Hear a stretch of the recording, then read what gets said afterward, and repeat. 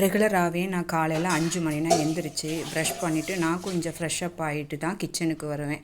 கிச்சனுக்கு வந்தோடனே mother song போட்டுட்டு என்னோடய சமையல் வேலையை பார்ப்பேன். முந்தின நாள் நைட்டே நான் என்ன சமைக்கணும் அப்படிங்கிறத நான் டிசைட் பண்ணிடுவேன். அதனால் என்னோடய சமையல் ஈஸியாக சீக்கிரம் நான் முடிச்சிடுவேன். சமையல் முடிச்சதுக்கப்புறம் காலையில் டிஃபன் என்னவோ அதையும் பண்ணி முடிச்சுட்டு தான் நான் என்னோடய க்ளீனிங் வேலையை ஸ்டார்ட் பண்ணுவேன். முதல்ல நான் கிச்சனில் இருக்கிறவங்கெல்லாம் ஒதுங்கி எடுத்து வச்சுட்டு பாலை காய்ச்சி தயிர் போட்டு எடுத்து வச்சுட்டு பாத்திரங்களை எல்லாம் பொறுக்கி சிங்கில் நீட்டாக போட்டுட்டு பாத்திரங்களை நீட்டாக ஒவ்வொன்றா கழுவி எடுத்துருவேன். நான் எப்போவுமே பாத்திரங்களை சிங்கில் சேர்க்குற பழக்கம் எனக்கு கிடையாது. அந்த காலத்தில் எல்லாம் சொல்லுவாங்க பாத்திரங்களை கொல்லைப்புறம் போட்டு தான் கழுவுவாங்க. எதுக்கு கொல்லைப்புறம்னு வச்சுருந்தாங்கன்னா கிச்சன் மேடை மகாலட்சுமிக்கு உகந்தது அப்படின்னு சொல்லுவாங்க. அதை நம்ம எப்போவுமே சுத்தமாக வச்சுக்கணும், அதில் பாத்திரங்களோ மிச்சமான பொருட்களோ இருக்கக்கூடாது அப்படிங்கிறதுக்காக தான் கொல்லைப்புறத்தில் கொண்டு போய் பொறுக்கி போட்டு கழுவி வச்சுக்கிட்டு இருந்தாங்க. ஆனால் இன்றைக்கி நம்ம சௌரியத்துக்காக கிச்சன்லேயே சிங்க்கு வச்சுருப்போம். முடிஞ்ச அளவுக்கு நம்ம பாத்திரங்களை சிங்கில் ஊற போடாமல் வச்சுக்கிட்டோம்னா நம்ம கிச்சன் ரொம்ப நீட்டாகவும் இருக்கும், ஆரோக்கியமாகவும் இருக்கும், பாத்திரங்களும் ரொம்ப நல்லா இருக்கும்.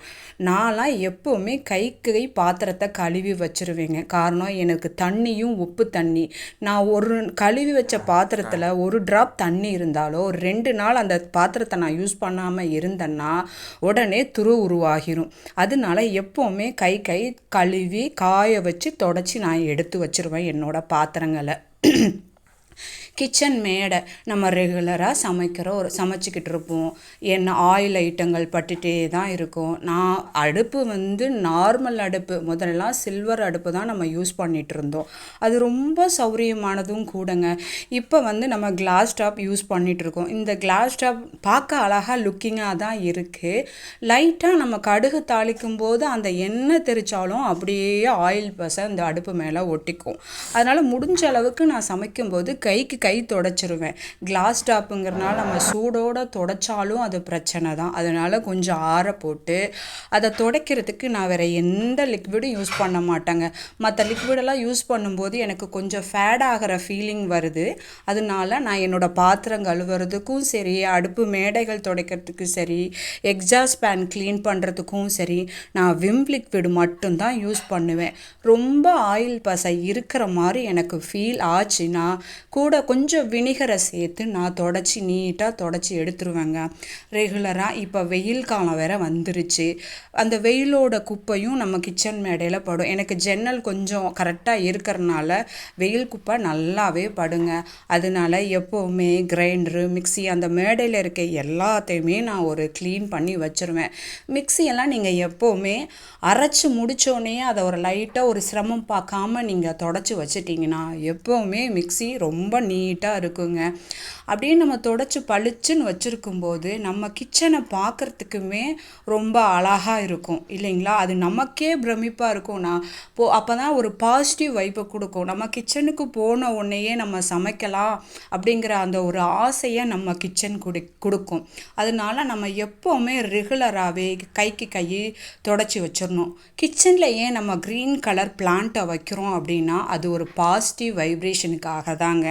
அதை பார்க்கும்போது கிச்சன் எப்போவுமே ஒரு பாசிட்டிவாக இருக்கும் அப்படிங்கிறதுக்காக தான் மணி பிளான்ட்டோ இல்லை மற்ற செடிகளையோ நம்ம கிச்சனில் வச்சுக்கிறோம்.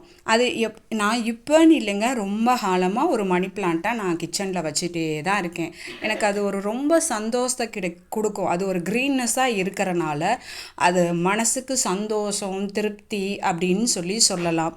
ரொட்டீனாக பாருங்கள். சிங்க்கும் அதே மாதிரி தாங்க. நான் எல்லாம் கழுவி முடிச்சுட்டு நல்லா சோப்பு போட்டு சிங்கை நல்லா கழுவி அந்த ஸ்காட்ச் ப்ரைட்டு தான் நான் துடைக்கிறதுக்கு உப்பு தண்ணிங்கிறனால கிளாத் உப்பு துடைச்சா அந்த வெள்ளை டஸ்ட் அப்படியே தெரிகிற மாதிரி இருக்கும். அதனால் நான் எப்போவுமே துடைக்கிறதுக்கு அந்த ஸ்காட்ச் ப்ரைட்டை தான் வச்சுக்குவேன்.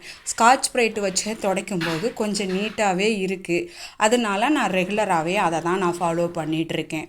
பாருங்கள், சிங்கையும் நீட்டாக சோப்பு கைக்கு கை பாத்திரம் கழுவி முடித்தோடனேயே எப்போ பாத்திரம் கழுவுனாலும் ரெகுலராகவே நான் சிங்கை சோப் போட்டு எல்லாத்தையும் கொஞ்சம் சிரமம் பார்க்காம தேய்ச்சி கழுவிடுவேன், பைப்பு முதற்கொண்டு. ஏன்னா நான் தான் சொன்னேன் இல்லைங்களா, எங்களது உப்பு தண்ணி நான் கழுவாமல் விட்டால் பைப்புலேருந்து எல்லாமே ஒரு மாதிரி புள்ளி புள்ளியாக ஆயிரும். நான் சோப்பை போட்டு கழுவி அதை தொடச்சி விட்டுட்டேன்னா ஸ்காட்ச் ப்ரைட்டை வச்சு தண்ணி இல்லாமல் சுத்தமாக தொடச்சி விட்டுருவேங்க.